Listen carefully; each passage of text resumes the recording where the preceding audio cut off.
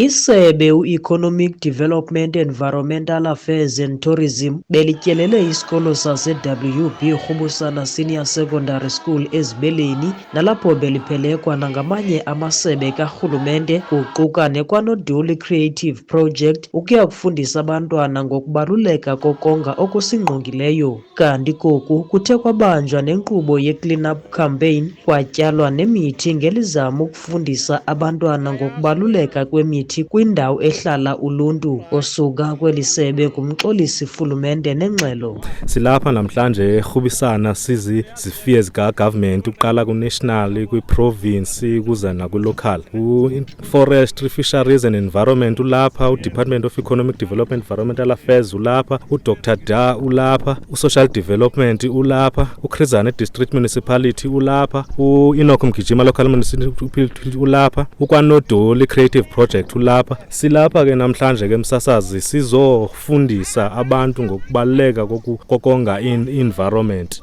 Enye into esifocuse kuyo senze i-clean up campaign. I-clean up campaign yethu sibonile izibele uba ixesha elinintsi indawo zethu azicocekanga. Ukuze indawo zethu zicoceke kufuneka kube sithi ke abantu abazokhokhela senze i-clean up, so we've undertaken i-clean up. Enye into esizawuyenza ke msasazi ukutyala imithi, because imithi idlala indima ebalulekileyo kakhulu because i-absorba i-carbon dioxide. I-carbon dioxide yilena ke xa ithi xa igcwele apha ke msasazi ilidishele kwi-climate change. So hence sizabatyalela nemithi apha esikolweni uqinisekisa uba nathi sidlala indima ebalulekileyo kwicala le-climate change. Kanti SMME ebizwa ngokuba yi-Kwa-Nodoli Creative Project yiyo edlale indima enkulu koku nethe yakweca eli sebe ukuba lingenelele kumpono wokukhuselwa kwendalo nokusingqongileyo. Ophuma kule project ngu-Azola Nhlantsana nengxelo. So Kwa-Nodoli Creative Projects eyona nto sinomdla kuyo kakhulu kukuba indawo esihlala kuzo masibe ne-impact e-positive kuyo,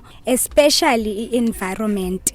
Uba uyaqaphela kwiindawo esihlala kuzo mani akuthandeki kumdaka, uthi uphuma nje ube ukhawulelwa ngamaphepha. So iye yandihlupha ke mna ke le nto ndingu-Azola Nhlantsana lo wakwa-Nodoli, iye yandihlupha. Ndaqonda uba mandikhe ndibize oogxa bam, mandikhe ndibize nabanye abantwana kuthiwa bagotywa bebatsha, hence we decided to target izikolo. Kwiindaba zeVukani FM ndingululekani Bota kumasipala wase-Enoch.